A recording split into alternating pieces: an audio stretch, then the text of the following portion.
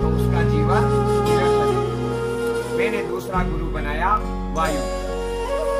दत्तात्रेय जी कहते हैं, दत्तात्रेय जी महाराज कहते हैं वायु चलती तो बहुत तेज है परंतु दिखाई नहीं देती।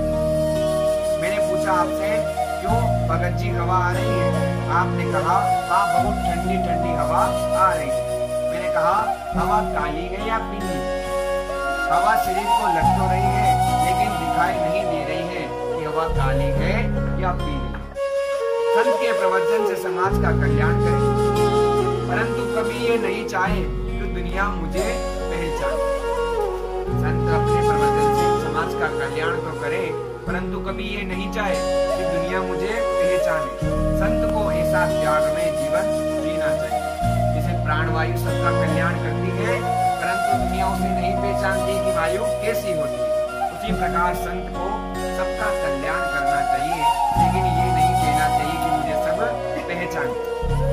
मैंने आकाश को अपना तीसरा गुरु बनाया, उससे सुंदर शिक्षा प्राप्त की। आकाश का अर्थ होता है अवकाश, जो रास्ता देता है वो आकाश है। मेरे मुख से निकलने वाली जो वाणी है परा पश्यन्ति मध्यमा बेखरी, ये 4 वाणी। मेरे मुख से निकलने वाली जो वाणी है उसे अपने कानों तक पहुंचाने का रास्ता किसने दिया? उसी का नाम आकाश है। लेकिन आकाश कितने फुट लंबा चौड़ा है? आकाश में मक्खी भी उड़ती है, मच्छर भी उड़ता है, पक्षी भी उड़ते हैं, बड़े बड़े हवाई जहाज सब उड़ते हैं। परंतु कोई आज तक बता पाया है कि आकाश कितने फुट लंबा आकाश के आने का कोई अंत पता नहीं। वैसे ही श्री नारायण ना आने का पता है न अंत का पता है। तो ये मैंने आकाश को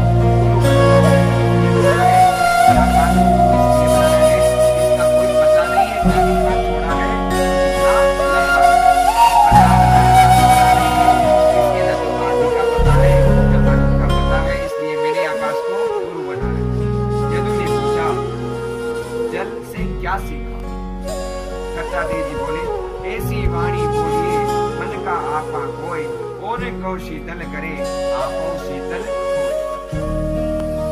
वाणी इतनी शीतल बोले, सब वाणी का ही प्रभाव है। महाभारत किससे हुई? वाणी से ही महाभारत हुई। जब युधिष्ठिर ने यज्ञ किया था ना तो दुर्योधन जी वहां आए, तो वहां यज्ञ इतना सुंदर यज्ञशाला थी कि जहाँ फर्श था वहां तो ऐसा लग रहा था कि जल गए, और जहाँ जल गए वहां ऐसा लग रहा था कि फर्श गए।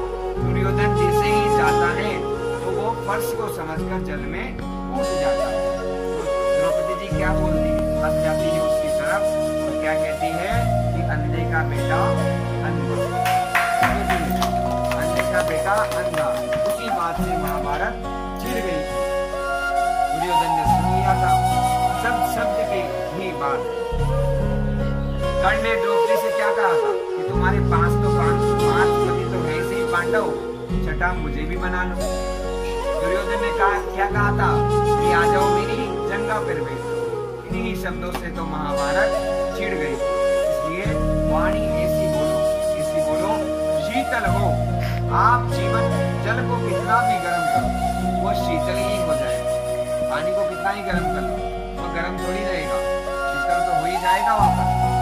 अपनी वाणी को पवित्र बनाओ, वाणी को निर्मल बनाओ, ऐसी वाणी बनाओ कि मेरी वाणी के द्वारा किसी को तकलीफ ना हो। ऐसी वाणी बनाओ कि अपन कुछ कहें और किसी को तकलीफ ना हो। ऐसी वाणी बनाओ। शास्त्रों ने कई प्रकार की हिंसा बताई है। जिस व्यक्ति को खाने के लिए अन्न नहीं है उसे दिखा दिखा कर हम 56 भोग खाएं। अगर किसी को खाने में नहीं मिल रहा है उसे दिखा दिखा कर हम 56 भोग खाएं। ये एक प्रकार की हिंसा है। ये भी एक प्रकार की हिंसा है। किसी गरीब को कुछ दिखा दिखा कर खाना, किसी भूखे को दिखा दिखा कर खाना, ये एक प्रकार की हिंसा में आता है। नए नए सिलकर वगैरह परिधान पहनना, ये भी एक प्रकार की हिंसा है। किसी के पास पहनने के लिए कपड़े नहीं, अगर हम उसे दिखा दिखा कर नए नए वस्त्र पहनते हैं तो ये भी एक प्रकार की हिंसा है। जो व्यक्ति अशिक्षित अनपढ़ है उसके सामने वेदांती भाषा का प्रयोग नहीं करना चाहिए। अनपढ़ व्यक्ति है तो उसके सामने वेदांती भाषा का प्रयोग नहीं करना चाहिए। अगर किसी को इंग्लिश नहीं आती है और हम उसके सामने जाकर इंग्लिश बोले तो ये भी एक प्रकार की हिंसा है। कोई हमसे आड़ोसी में बात कर रहा है और हम हिंदी में बात कर रहे हैं, ये भी एक प्रकार की हिंसा है। अगर वो आड़ोसी में बात करता है तो हम भी आड़ोसी नहीं करें। आजकल तो क्या है, जिसको आड़ोसी आती है ना वो भी हिंदी में बात करता है। क्या अब आड़ोसी आती है तो ऐसा है कि अगर आपको हाड़ोती आती नहीं है तो आप हिंदी बोलोगे।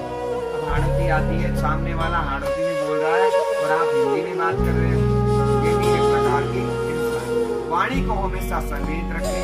वाणी से ऐसा वचन कभी न बोले जिससे किसी को तकलीफ हो। 30 वर्ष की आयु वाला नवयुवक